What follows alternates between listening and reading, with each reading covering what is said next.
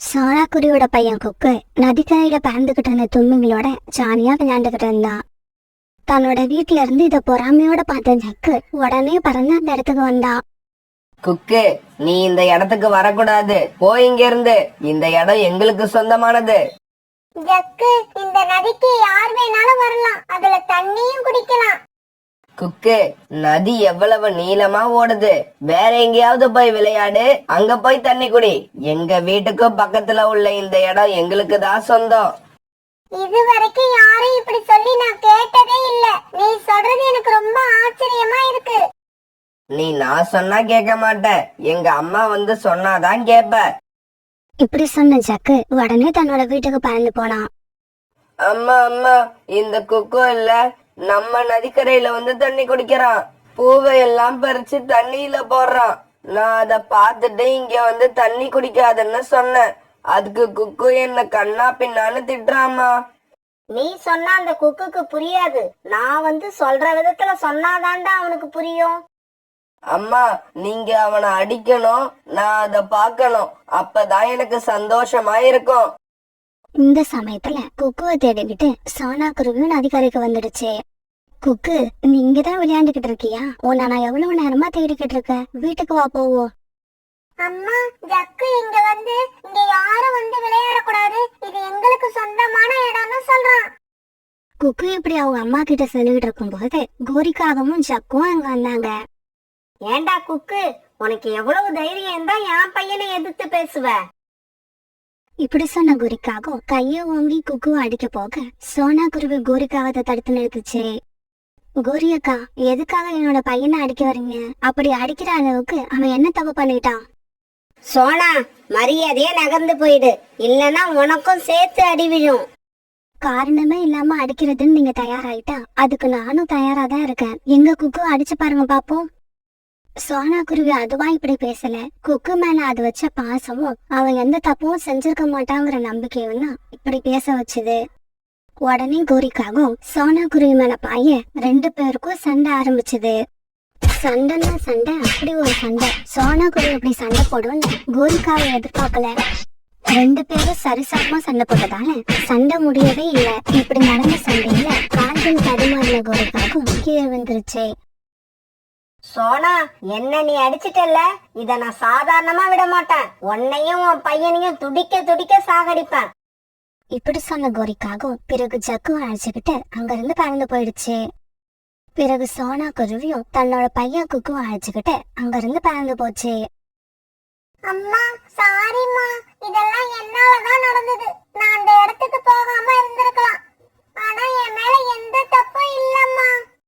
குக்கு, எனக்கும் அது தெரியும். அது தெரிஞ்சதால தான் கோரி அக்கா கிட்ட அவ்வளவு ஆக்ரோஷமா சண்டை போட்டேன். குக்குவோட மனசு ரொம்ப பயந்து போயிருந்தது. அதனால அவங்க அம்மா மேலேயே படுத்து தூங்க ஆரம்பிச்சான். மறுநாள் பொழுது விடிஞ்சிச்சு. அந்த நோஞ்சாங்குருவிக்கு அவ்வளவு வீரம் வந்துருச்சா?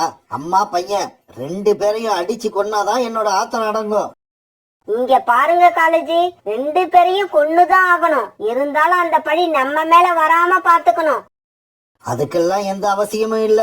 இன்னைக்கு சாயங்காலத்துக்குள்ள அவங்க ரெண்டு பேரையும் எப்படியாவது சாகடிக்கிறேன் பாரு. இப்படி சொன்ன காலுக்காக ஒரு பெரிய குச்சி எடுத்துக்கிட்டு சோனாக்குருவி வீட்டை நோக்கி பறந்து போச்சு. இப்படி போன காலுக்காகவும் ஒரு இடத்துல வேடம் ஒருத்த நிறைய தானியங்களை தூவிக்கிட்டு இருக்கிறத பார்த்துச்சு. உடனே ஒரு மரத்தோட கிளைகளுக்கு இடையே மறைஞ்சுக்கிட்டு அங்க நடக்கிறத பார்க்க ஆரம்பிச்சது. இந்த வேடை நிறைய தானியங்களை இந்த இடத்துல போட்டுக்கிட்டு இருக்கான். அவன் கையில துப்பாக்கியும் இருக்கு. அப்படின்னா நாம சோனா குருவியை கொல்ல தேவையில்லை. இந்த இடத்துக்கு எப்படியாவது சோனா குருவியை அனுப்பி வச்சா போதும். இப்படி நினைச்ச காலுக்காகவும் உடனே சோனாக்குருவி வீட்டை நோக்கி பறந்து போச்சு. ஆனா வீட்டுக்கு போறதுக்கு முன்னாடி ஒரு மரத்துல சோனாக்குருவிய பார்த்ததால அங்க போய் உட்காந்து சோனாக்குருவி கிட்ட பேச ஆரம்பிச்சது. சோனா, நேத்து நடந்ததை கேள்விப்பட்டேன். கோரி உன்கிட்ட மோசமா நடந்துகிட்டதுக்கு நான் மன்னிப்பு கேட்டுக்கிறேன். கோரி நடந்துகிட்ட விதம் ரொம்ப அவமானமா இருக்கு. காலுக்காகத்தோட நடிப்பை சோனாக்குருவி உண்மைன்னு நம்பிடுச்சு. காலண்ணா, நேத்து நடந்த விஷயத்துல என் பையன் குக்கு மேல எந்த தப்பும் இல்ல. அதுவும் இல்லாம கோரி அக்கா வந்த உடனே என்ன நடந்ததுன்னு விசாரிக்காம குக்குவை அடிக்கிறதுலயே குறியா இருந்தாங்க. அட, அந்த பேச்ச வீடு சோனா, அத நான் நேத்தே மறந்துட்டேன். நம்ம காட்டுல இருக்கிற பெரிய வேப்ப மரத்துக்கு பக்கத்துல நிறைய தானியங்கள் கிடக்கு. நான் இப்பதான் வயிறு முட்டை சாப்பிட்டுட்டு வரேன். நீயும் போய் சாப்பிடு. சாப்பிட்டுட்டு வீட்டுல இருக்க குக்குவுக்கும் எடுத்துக்கிட்டு போ. அப்படியா? இந்த தகவலை சொன்னதுக்கு ரொம்ப நன்றி காலண்ணா. நானும் இப்ப உணவு தேடதான் வெளியில வந்தேன். இப்படி சொன்ன சோனா குருவி அந்த வேப்ப மரத்தை நோக்கி பறந்து போச்சு. சீக்கிரமா போ சோனா, சீக்கிரமா போ. அங்க உனக்கு தானியங்கள் மட்டும் கிடைக்காது, துப்பாக்கி குண்டும் கிடைக்க போகுது. காலுக்காக நான் இப்பதான் அந்த தானியங்களை சாப்பிட்டு வந்தேன்னு சொன்னதால கொஞ்சம் கூட சந்தேகப்படாத சோனா குருவி அந்த தானியங்கள் இருந்த இடத்துக்கு போச்சு. இப்படி போன சோனா குருவி தானியங்கள் கிடந்த இடத்துக்கும் பக்கத்துல இருந்த ஒரு மரத்துல உட்காந்து அக்கம் பக்கத்துல யாராவது இருக்காங்களான்னு பார்த்தது. அந்த சமயத்துல ஒரு செடிக்கும் பின்னால மறைஞ்சிருந்த வேடை துப்பாக்கியால சோனா குருவியை குறி வச்சு சுட்டுட்டான். வேடை இப்படி சுட்டதும் துப்பாக்கி குண்டு துப்பாக்கில இருந்து பெரிய சத்தத்தோட கிளம்பி போச்சு. ஆனா அதுக்குள்ள துப்பாக்கி குண்டு சத்தத்தையும் வேடனையும் பார்த்த சோனா குருவிக்கு பயத்துல மயக்கம் வந்துருச்சு. இப்படி மயக்கம் வந்த சோனா குருவி துப்பாக்கி குண்டு தன்னை தாக்குறதுக்கு முன்னாடியே மரத்துல இருந்து கீழே இருந்த புதர்ல விழுந்துருச்சு. இதையெல்லாம் ஒரு இடத்துல மறைஞ்சிருந்து பாத்துக்கிட்டு இருந்த காலுக்காக சோனா குருவி துப்பாக்கி குண்டு பட்டு இறந்துடுச்சுன்னு நினைச்சிடுச்சு. செத்துடுச்சு, செத்துடுச்சு, எங்களோட எதிரி சோனா குருவி செத்துடுச்சு. இப்படி நினைச்ச காலுக்காக பிறகு சந்தோஷமா தன்னோட வீட்டுக்கு போச்சு. கோரி, என்னோட புத்திசாலித்தனத்தை பாத்தியா? சோனா குருவியும் செத்துருச்சு. அது சாவறதுக்கு காரணம் நாம தான்னு யாருக்குமே தெரியாது. இப்படி சொன்ன காலுக்காக பிறகு அங்க நடந்தது எல்லாத்தையும் சொல்லுச்சு. ஆமா காலுஜி, கொஞ்ச நேரத்துக்கு முன்னாடி ஒரு துப்பாக்கி வெடிக்கிற சத்தத்தை நானும் கேட்டேன். அதேதான், அந்த சத்தம் தான். அந்த சமயத்துலதான் சோனா குருவி இறந்து போயிடுச்சு. சோனா குருவி இறந்ததை கேட்டு என்னால முழுசா சந்தோஷப்பட முடியல. காலுஜி, குக்குவை எப்ப கொல்ல போறீங்க? இதுக்கப்புறம் அந்த குக்குவை நாம எப்ப வேணாலும் கொல்லலாம். அவனுக்காக சண்டை போடுறதுக்கு யாருமே இல்ல. வேட சுட்டதால சோனா குருவி இறந்து போயிடுச்சுங்கிற தவறான விஷயம் காடு பூரா பரவிடுச்சு. குக்கு, உன்னோட அம்மாவை ஒரு வேடம் சுட்டு கொன்னுட்டான். இதை கேட்டுட்டு குக்கு அழ ஆரம்பிச்சுட்டான். ரீட்டாண்டி, நீங்க சொல்றது உண்மையா? எங்க அம்மா இறந்துட்டாங்களா? குக்குவால ரீட்டா கிளி சொன்னதை தாங்கவே முடியல. அழுதுகிட்டே இருந்தான். அன்னைக்கு ராத்திரி ஆயிடுச்சு. குக்குவுக்கு ஆறுதல் சொல்ல கூட யாரும் வரல. அழுதுகிட்டே இருந்த குக்கு அப்படியே தூங்கிட்டான். மறுநாள் காலையில கண் விழிச்ச குக்கு நேரா நதிக்கரைக்கு போனான். குக்கு தன்னோட அம்மா கூட தினமும் இந்த நதிக்கரைக்கு கண்டிப்பா ஒரு முறையாவது வந்துருவான். அம்மா, நீங்க எங்க அம்மா இருக்கீங்க? ஒரு தடவை என்கிட்ட வந்து பேசுங்கம்மா. ஒரே ஒரு தடவை ப்ளீஸ். இப்படி சொன்ன குக்கு ரொம்ப நேரமா அழுதுகிட்டே இருந்தான். அந்த சமயத்துல நேத்து சாயங்காலமா புதர் செடியில விழுந்த சோனா குருவிக்கு பறவைகளோட சத்தத்தை கேட்டு மயக்கம் தெரிஞ்சது. சோனா குருவி கண் விழிச்சு பார்த்ததே தவிர அதால ஏந்திரிக்கவே முடியல. உடம்பு ரொம்ப களைப்பா இருந்தது. நாம எங்க இருக்கோம்? உயிரோட தான் இருக்கோமோ இல்ல செத்துட்டோமா? இப்படி நினைச்ச சோனா குருவி நேத்து சாயங்காலம் நடந்தது எல்லாம் ஞாபகப்படுத்த முயற்சி பண்ணுச்சு. குக்கு நதிக்கரையில் நின்று அழுதுகிட்டு இருக்காத ஜக்கு தானோட வீட்டுல இருந்து பாத்துட்டான். அம்மா, அப்பா, அங்க பாருங்க, குக்கு மறுபடியும் வந்து துணிச்சலா நதிக்கரையில நிக்கிறான். நீங்க அவனை எதுவுமே செய்ய மாட்டேங்கிறீங்க. கோரி, அந்த குச்சை எடுத்துக்கிட்டு வா. நேத்து சோனாவை இந்த உலகத்தை விட்டு அனுப்பணும். இன்னைக்கு குக்குவையும் சோனா குருவி கிட்ட அனுப்பி வச்சிருவோம். என்ன குக்கு, அம்மாவை நினைச்சு அழுதுகிட்டு இருக்கியா? அழாத. நேத்து உங்க அம்மா இறந்ததுக்கு காரணம் வேடம் இல்ல, நாங்க தான். இன்னைக்கு உன்னையும் நாங்க சாகடிக்க போறோம். அன்னைக்கு உங்க அம்மா உன்னை காப்பாத்துனா, இப்ப உன்னை யாரும் காப்பாத்த மாட்டாங்க. இப்படி சொன்ன கோரி தன் கையில இருந்த குச்சால குக்கு அடிக்க போச்சு. உடனே குக்கு வேகமா பறக்க ஆரம்பிச்சிட்டான். காங்கள் 2 பேரும் அவனை விரட்டிக்கிட்டே போனாங்க. அம்மா, அம்மா, என்ன காப்பாத்துங்க. அம்மா, என்ன காப்பாத்துங்க. குக்கு இப்படி கத்திக்கிட்டே பறந்து போறத புதர் செடியில விழுந்து கிடந்த சோனா குருவி பாத்துடுச்சு. என் பையன் குக்கு ஏதோ ஆபத்துல இருக்கான் போல இருக்கு, அவனை நம்ம காப்பாத்தி ஆகணும். பிறகு காங்கள் 2 பேரும் கையில குச்சியோட அவனை விரட்டிக்கிட்டே போறத பாத்துருச்சு. சோனா குருவி உடனே தான் உடம்புல இருந்த தெம்பையெல்லாம் ஒன்று திரட்டி அவங்க பின்னாலேயே பறந்து போச்சு. வேகமா பறந்து போய்கிட்டு இருந்த கொக்கு ஒரு கட்டத்துல அதுக்கு மேல பறக்க முடியாம ஒரு இடத்துல போய் உட்கார்ந்துட்டான். அந்த இடத்துல ஒரு கழுகு தம்பதிகள் தான் பையன் பிறந்த நாள கொண்டாடிக்கிட்டு இருந்தாங்க. ஆண்டி ஆண்டி என்ன காப்பாத்துங்க, காகங்கள் 2 பேரும் எங்க அம்மாவை கொன்னுட்டாங்க, இப்ப என்னையும் கொல்ல வராங்க. குக்கு இப்படி சொல்லிக்கிட்டு இருக்கும்போது காகங்களும் அங்க வந்து சேர்ந்தாங்க. இங்க பாருங்க, உங்களுக்கும் எங்களுக்கும் எந்த கொடுக்கல் வாங்கலும் கிடையாது. அந்த குருவி குழந்தையை எங்க கிட்ட ஒப்படைச்சிருங்க, நாங்க எங்க வழியில போயிடுறோம். இல்லன்னா என்ன செய்யறதா உத்தேசம்? எப்படியாவது இந்த சின்ன குருவியை கொன்னுட்டு தான் இந்த இடத்த விட்டு போவோம். நீங்க உயிரோட இருந்தா தானே இந்த குருவியை கொல்ல முடியும். நீங்க தான் இப்ப சாக போறீங்களே. இப்படி சொன்ன கழுகுகள் காகங்கள் மேல பாஞ்சி அவங்கள அடிக்க ஆரம்பிச்சாங்க. இந்த சமயத்துல காகங்கள் பின்னாலேயே பறந்து வந்த சோனா குருவி அந்த இடத்துக்கு வந்துருச்சு. தன்னோட அம்மாவை பார்த்த குக்கு பயங்கர சந்தோஷத்துல அம்மா மேல ஏறிக்கிட்டான். அம்மா அம்மா, நீங்க செத்துட்டீங்கன்னு எல்லாரும் சொன்னாங்க. அம்மா, உங்களை நான் உயிரோட பாப்பேன்னு நினைக்கவே இல்ல. இதுக்கு காகங்களை அடிச்சு போட்ட காகங்கள் குக்கு கிட்ட இப்படி பேச ஆரம்பிச்சாங்க. டேய், உன்னோட அம்மா இறந்ததாக சொன்ன, அப்படின்னா இது யாரு? உடனே சோனா குருவி நடந்தது எல்லாத்தையும் அந்த கழுகுகள் கிட்ட சொல்லுச்சு. அப்படியா விஷயம்? காகங்களே, உங்க வீட்டுக்கிட்ட உள்ள நதிக்கரை உங்களுக்கு சொந்தமா? பாவம், இப்ப பாருங்க, இந்த காடே உங்களுக்கு சொந்தம் இல்லைன்னு ஆயிடுச்சு. ஆமா ஆமா, இந்த காட்டுல இனிமே உங்க 2 பேரையும் நாங்க பார்க்கவே கூடாது. இப்பதான் பரிதாபப்பட்டு உயிரோடு விட்டு இருக்கோம். அடுத்த முறை உங்களை பார்த்தா கண்டிப்பா கொண்டு போட்டுடுவோம். கழுகக்கா, இந்த அளவுக்கு எங்க மேல இரக்கம் காட்டினதுக்கு ரொம்பவும் நன்றி. இப்பவே வீட்டுக்கு போய் எங்க குழந்தைய கூப்பிட்டுக்கிட்டு இந்த காட்டை விட்டே போயிடுறோம். இப்படி சொன்ன காகங்கள் 2 பேரும் அங்கிருந்து அழுதுகிட்டே பறந்து போனாங்க. பிறகு கழுகுகள் சோனா குருவிக்கும் குக்குக்கும் கேக் கொடுத்து சாப்பிட சொன்னாங்க. இவங்களும் மனசு நிம்மதியா ரொம்ப சந்தோஷமா கேக்க சாப்பிட்டாங்க. இதுக்கப்புறம் உங்களுக்கு யாராலையாவது பிரச்சனை வந்தா எங்க கிட்ட சொல்லுங்க, நாங்க இருக்கோம் உங்களுக்கு. கோரி, நீ செய்யறதெல்லாம் உனக்கே நியாயமா இருக்கா? சாதாரண நாள்ல போய் வேலை கேட்டாலே யாரும் கொடுக்க மாட்டாங்க. இப்படி மழை பெஞ்சுக்கிட்டு இருக்கப்ப நான் போய் வேலை கேட்டா யார் கொடுப்பா? கொஞ்ச நாள் பொறு, மழை விடட்டும், அப்புறமா வேலைக்கு போறதுக்கு முயற்சி பண்றேன். என்னது, மழை விட்டதுக்கு அப்புறம் வேலைக்கு போக முயற்சி பண்றீங்களா?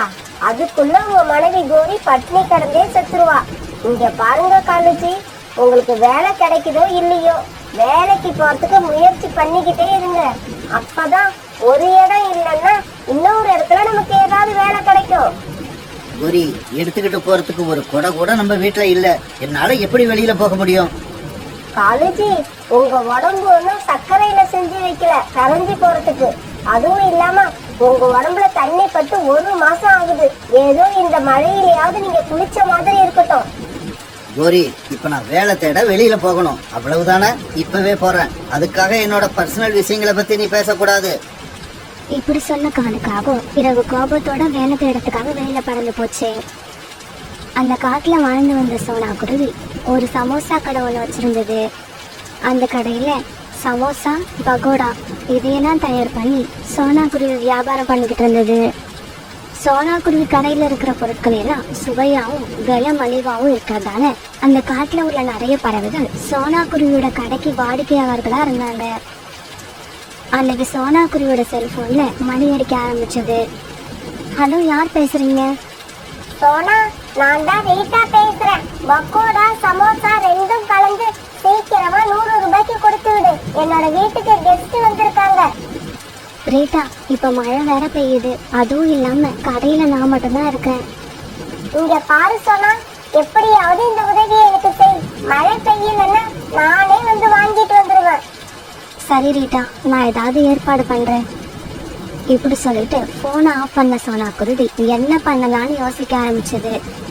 இந்த சமயத்துல வேலை தேடி வந்த காலுக்காகவும் சோனா குருவியோட கடை பக்கம் பறந்து வந்தது. காலுக்காகத்தை பார்த்த சோனா குருவி இப்படி கூப்பிட ஆரம்பிச்சது. காலண்ணா, ஒரு நிமிஷம் இங்க வாங்க, எனக்கு ஒரு உதவி பண்ணிட்டு போங்க.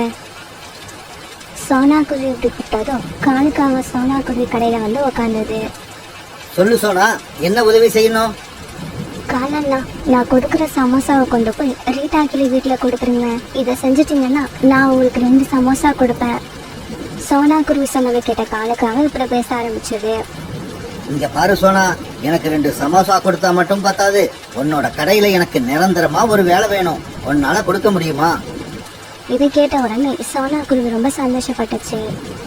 காலண்ணா, நான் உங்களுக்கு கண்டிப்பா வேலை கொடுக்கறேன், தினமும் 100 ரூபாய் சம்பளம். இப்படி சொன்ன சோனா குருவி பிறகு ரீட்டாய் கிளிக்கு கொடுக்க வேண்டிய சமோசாவை பார்சல் பண்ணி கொடுக்க அதை வாங்கின காலுக்காகவும் ரீட்டாய் கிளி வீட்டை நோக்கி பறந்து போச்சு. காலுக்காகத்துக்கிட்ட இருந்து சமோசா பார்சல் வாங்கிக்கிட்ட ரீட்டாய் கிளி 100 ரூபாய் காசு கொடுத்தது. இந்தாங்க 100 ரூபாய், இதை கொண்டு போய் சோனா குருவி கிட்ட கொடுத்துருங்க. பிறகு காலுக்காக அன்னைக்கு பூரா இதே மாதிரி 4-5 பறவைங்களோட வீட்டுக்கு போய் சமோசா பார்சலை கொடுத்துட்டு வந்தது. பிறகு சாயங்காலமா சோனா குருவி கிட்ட இருந்து 100 ரூபாய் பணமும் 2 சமோசாவும் வாங்கிக்கிட்ட காலுக்காகவும் சந்தோஷமா வீட்டுக்கு போச்சு. கோரி, எனக்கு வேலை கிடைச்சிருச்சு, இந்தா 100 ரூபாய் சம்பளம், நாம சாப்பிட 2 சமோசா. பிறகு காலுக்காகவும் குருக்காகவும் அந்த சமோசாவை சந்தோஷமா சாப்பிட்டாங்க. பிறகு ராத்திரி ஆனதும் அப்படியே படுத்து தூங்க ஆரம்பிச்சாங்க. மறுநாள் பொழுது விடிஞ்சிச்சு. கோரி, எனக்கு சீக்கிரம் டிஃபன் எடுத்து வை, நான் வேலைக்கு கிளம்பணும். காலுஜி, உடம்பு ரொம்ப சோம்பலா இருக்கு, இன்னைக்கு நான் எதுவுமே செய்யல. அப்படின்னா என்ன பட்னியா வேலைக்கு போக சொல்றியா? உங்களை நான் பட்னியா வேலைக்கு போக சொல்லல, கொஞ்சம் புத்திசாலித்தனமா நடந்துக்குங்க. அப்படின்னா? காலுஜி, நீங்க பறவைகள் வீட்டுக்கு சமோசா எடுத்துக்கிட்டு போறப்ப பசி எடுத்தா 2 சமோசாவை எடுத்து சாப்பிடுங்க. 50-100 சமோசா வாங்குற பறவைகள் அதை என்னையா பார்க்க போறாங்க? கோரி, இது நல்ல ஐடியா தான், இருந்தாலும் எனக்கு என்னவோ கொஞ்சம் பயமா இருக்கு.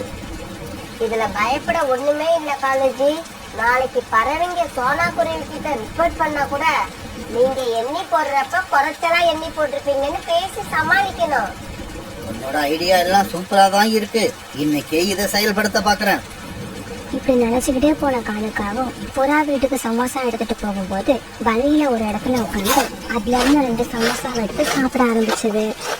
பிறகு அந்த பார்சலை கொண்டு போய் புறா வீட்டுல கொடுத்துட்டு அதுக்கு உண்டான பணத்தை வாங்கிச்சு. அன்னைக்கு சாயங்காலம் வீட்டுக்கு வந்த காலுக்காகத்துக்கிட்ட கோரிக்காவை இப்படி பேச ஆரம்பிச்சது. காலுஜி, நீங்க மட்டும் சமோசாவை சாப்பிட்டா போதுமா? எனக்கு வேண்டாமா? இனிமே சமோசாவை சாப்பிடும் போது அதுல இருந்து எனக்கும் 2 எடுத்துக்கிட்டு வந்துருங்க. மறுநாள்ல இருந்து காலுக்காவை பார்சலை பிரிச்சு வழியில உட்காந்து அதை சாப்பிட்றது மட்டும் இல்லாம கோரிக்காவத்துக்கும் 2 வீட்டுக்கு போறப்ப எடுத்துட்டு போச்சு. கோரி, இந்த சமோசாவை வச்சுக்க, கஸ்டமர் வீட்டுக்கு போறதுக்கே எனக்கு நேரம் ஆச்சு. இப்படி சொன்ன காலுக்காகவும் உடனே கஸ்டமர் வீட்டுக்கு பறந்து போச்சு. நாளாக நாளாக எல்லா பறவைகளும் சமோசா குறையறத பத்தி பேச ஆரம்பிச்சாங்க.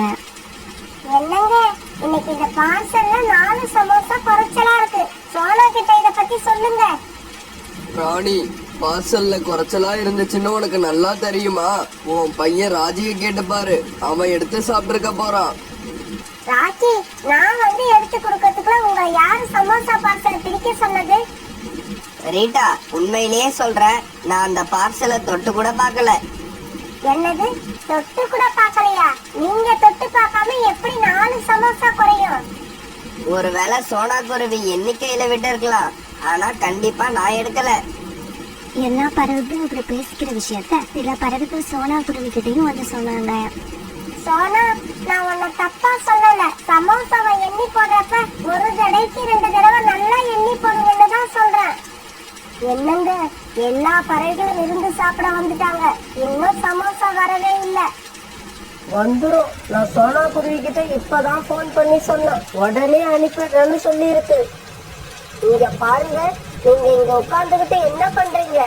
சும்மா தானே இருக்கீங்க, போங்க போய் உடனே சமோசாவை கையோட வாங்கிக்கிட்டு வாங்க.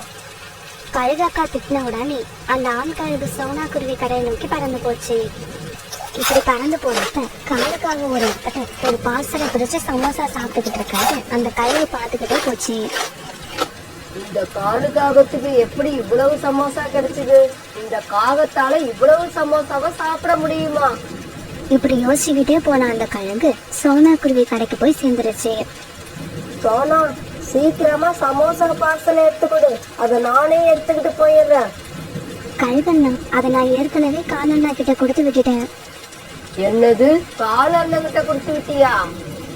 அப்ப அந்த காலுக்காக வழியில உட்கார்ந்து சாப்பிட்டது எங்களுடைய சமோசா தானா? இப்பவே போய் பாக்குறேன். ஒருவேளை காலுக்காக சாப்பிட்டது எங்க சமோசாவா இருந்தா அதை உயிரோட விட மாட்டேன். இப்படி நினைச்சா அந்த கழுகு நேரா தன்னோட வீட்டுக்கு பறந்து போச்சு. கழுகண்ணா, நீங்க எதுக்கு நம்ம கடைக்கு போனீங்க? உங்களுக்கு வேலை வைக்க கூடாதுன்னு தான் நானே சமோசாவை எடுத்துக்கிட்டு வந்துட்டேன். எடுத்துக்கிட்டு வந்ததெல்லாம் சரி, நான் கொண்டு வர சொன்ன 200 சமோசா இதுல சரியா இருக்கா? என்ன திடீர்னு இப்படி கேட்டுட்டீங்க? எங்க கடையில எண்ணிக்கை ரொம்ப சரியா இருக்கும், ஒண்ணு கூட குறையாது. நான் இப்ப எண்ணி பார்க்க போறேன். அதுல ஒண்ணு குறைஞ்சாலும் உன்னோட உடம்புல உள்ள பாகங்கள்லயும் ஒண்ணு குறைஞ்சிடும், ஜாக்கிரதை. இப்படி சொன்ன கழுகக்கா சமோசாவை எண்ணி பார்த்தப்ப அதுல 2 சமோசா குறைஞ்சது. இங்க பாரு மண்டோதரி, இந்த காகம் நம்ம சமோசாவை பிரிச்சு வச்சு அதுல 2 சமோசாவும் சாப்பிட்டதை நான் என் கண்ணால பார்த்தேன். என்னங்க, இந்த காகம் சமோசாவை தின்னது கூட எனக்கு கோபம் இல்ல. இந்த காகங்கள் 2 பேரும் வாரத்துக்கு 1 நாள் தான் பல்லு விளக்குவாங்கன்னு கேள்விப்பட்டேன். இவங்க வாய்ப்பட்ட இந்த சமோசா எனக்கு தேவையே இல்லை. பிறகு அந்த கழுகுகள் 2 பேரும் சேர்ந்து காலுக்காக அடி வைத்து வாங்க ஆரம்பிச்சாங்க. அடிக்காதீங்க, என்ன அடிக்காதீங்க, என்ன மட்டும் அடிக்காதீங்க. நான் திருடுன சமோசாவை எல்லாம் என் கூட பங்கு போட்டு தின்ன கோரி வீட்டுல நிம்மதியா உட்காந்துருக்கா. தயவு செய்து யாராவது ஒருத்தர் போய் அவளுக்கும் தண்டனை கொடுங்க. என்ன மட்டும் ஏன் அடிக்கிறீங்க?